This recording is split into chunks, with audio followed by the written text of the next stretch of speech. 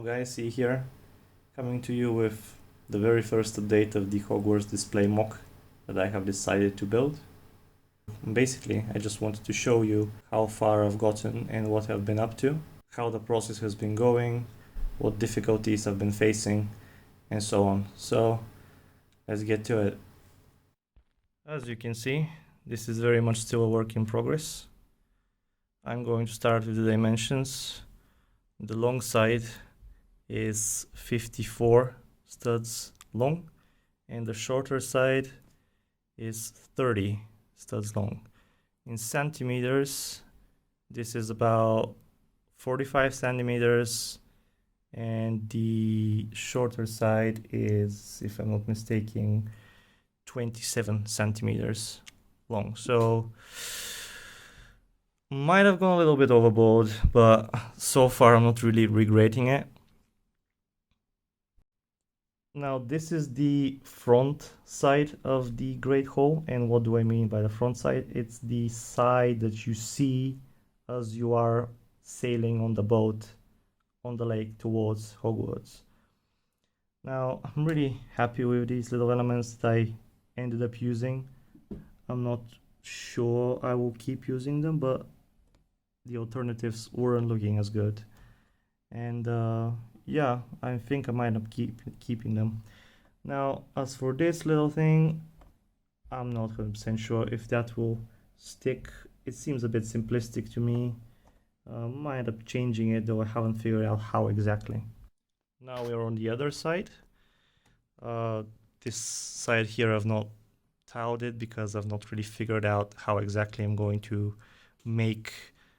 I think Filch's office is supposed to be here, or at least the little section that is looking at the Forbidden Forest. So yeah, I'm still thinking. Now this side here is a bit different. Obviously there is a little fireplace inside the Great Hall, and I thought, well, do I want to use gray? Not really. Decided this little section is in order, and it brings a little bit of variety. So also I know that these windows here are looking in a wall, but the way I've done it is it's creating a little pocket, so I could fill it up with some kind of elements or studs or something, or maybe put a pair of light bricks here just to simulate some kind of light from inside. Not really figured out how exactly to use them, but I'm gonna think of a way. Now I know what most people have been doing, and I'm sure that people that are looking at this video have seen many others of people making the Hogwarts Great Hall MOC, and most people are indeed using the technique of having the floor of the Great Hall itself being removable and retractable, but I didn't really want to go there. Plus my model is kind of big and heavy. I mean, it's already pretty heavy, and it's not even half finished, dare I say. Maybe it's approaching halfway, but I don't know. Anyway, so as I thought, since this thing includes the kitchens, why not, instead of having the whole floor of the Great Hall being retractable, why not just have the kitchens themselves being retractable? So let me try to do this with, well, actually probably I'm gonna have to zoom this a little bit because I need to, yeah, there we go. So instead of the Great Hall, let's have the whole kitchens being a tray itself. And there we go. These are the kitchens. Now I'm going to pull this all the way in a little bit just to show you what I've done. But yeah, this obviously I've tiled everything here, and it's pretty easy. This upper part, I thought is going to be heavier, it's going to be more difficult, but as I'm doing this with one hand, obviously it's not as easy, but with two hands it's perfectly fine and no effort at all whatsoever. Now here is the kitchens from the other side. I have used these tiles here simply because I didn't want to waste anything more significant. But as I was doing it, I thought, well, the kitchens actually, it makes sense for the floor to be something like this.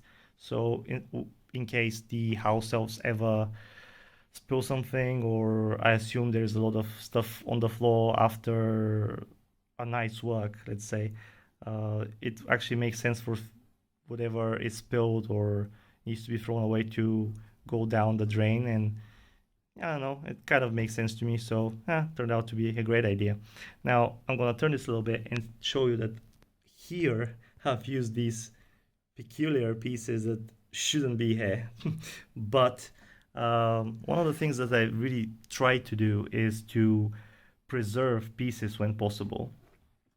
And since it was a real mess down here, I decided, well, let's use this space to create these little closets where the house elves will be storing, I don't know, their brooms or mops or whatever, or various goods that they will be using to cook meals.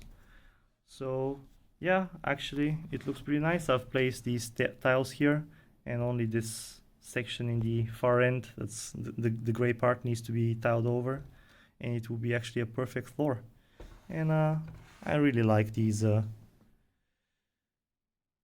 way I've used these parts here just to hide all the jumbled pieces behind the fireplace. And here's the fireplace. I'm actually kind of pleased the way it looks. Simple yet kind of fun. Anyway, these tables, they're not going to be like this. They're probably going to be thinner. I've just placed them here just to get an idea of how it will look when I start making the details. Also, it keeps these little tiles behind more stable so they don't fall apart. Now I'm going to try to place the whole kitchen module into the castle, but I'm going to do it with one hand, and let's see. There we go. And it's pretty smooth. If I could do it with one hand, then I think it's job well done. Now, since this section is retractable and this one is not, because, well, it's pretty big, this whole construction is, well, kind of heavy, and again, it's been done before, and I decided, well, it's pretty absurd to make the opposing side movable as well. So how to tackle that problem? And initially I thought, well, why should that whole section be retractable, or why should I be able to open anything? I know some people have made it so you can open it from here or from the front or from the top simply, but I thought, well, I don't really need that. Then as of by accident, I decided, well, actually, why not use the part from behind, like this part here? And yeah, I placed these little hinges here.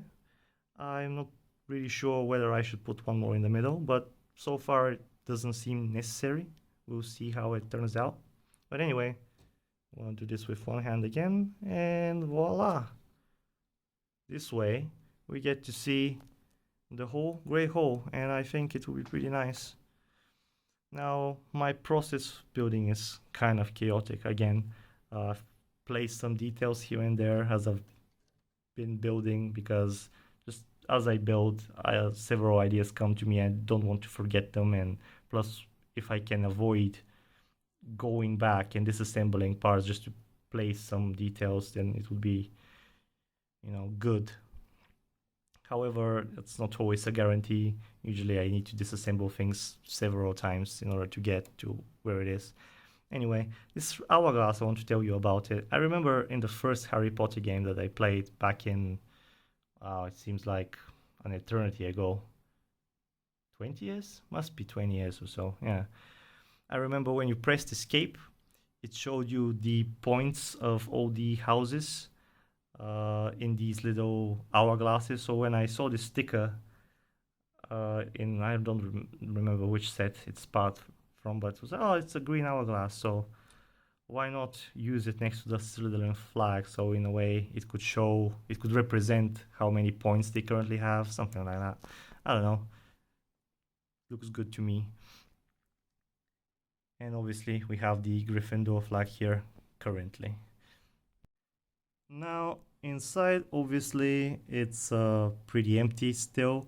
There has to be a little podium here, so this is not really placed properly. Now these tables, I believe they're gonna remain. They might be a little bit longer in the end, but they're gonna be like this because this way we have enough space for figurines to sit, then to sit here, then people to sit here and here. Same with this side. Believe it or not, there's enough space here for minifigs to sit, and even next to the fireplace, it's absolutely fine. So the positioning is probably going to remain. And this way, this whole row of 2 studs all the way until where the door will eventually be is going to be empty. So pretty accurate. And also this row and this row are dead center of the room, and that's very important, at least to me, because I'm a fan of symmetry. Now these blue things, why are they here, you might wonder. They are 2 by 4 plates or tiles. I always get those two confused. I think they're tiles. Anyway, the smooth ones, I'm gonna place them all the way until the end of the room. They're gonna be brown, like the frames of the windows.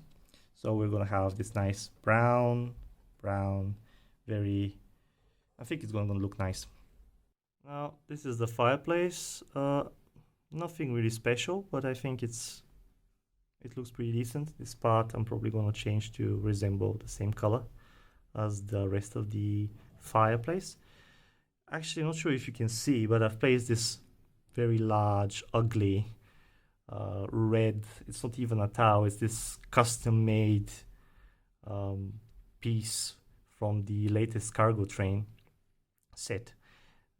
Just because from afar it kind of simulates the fire inside. I've placed 2 rows of flames, and with the red custom piece behind them, hidden but still kind of visible, I think it creates this little illusion of a big fire inside.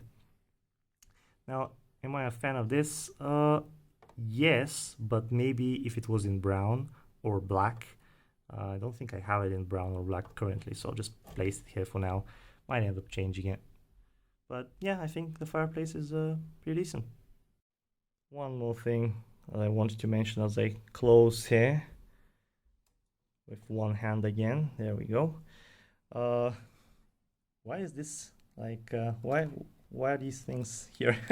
Well, this is going to be covered in gray to simulate rock, and I decided, well, as I was building, well, if this is going to be hidden, this wall is not going to be visible, it's going to be covered by something like this, whatever, I don't know.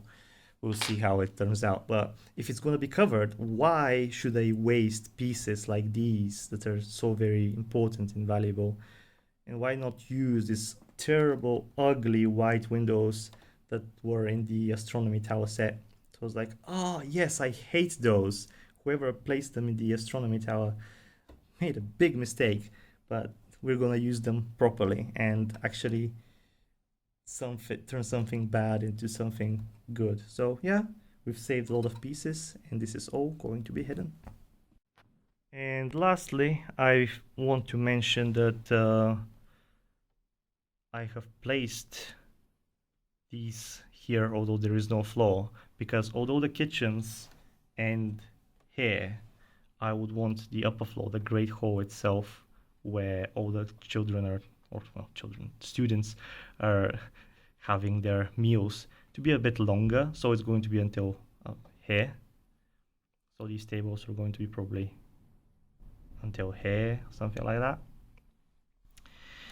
And yeah, here I've not really thought about how I'm gonna do it, but I know that it should be like this building here. I'm not really sure if Filch's office was here or on the opposite side. I need to check that just to be sure. I don't want to say it and turn out to be wrong. Here is gonna be, I believe, one little side note, Hufflepuff's common room is originally located underneath the kitchens. And I've actually thought of a way how to do that, but I'll talk about this another time. But basically, I would want the entrance to be in the floor here somewhere, and I've already created something. Like, again, this piece is round because it will be hidden and I can use it there. So why not preserve some other piece?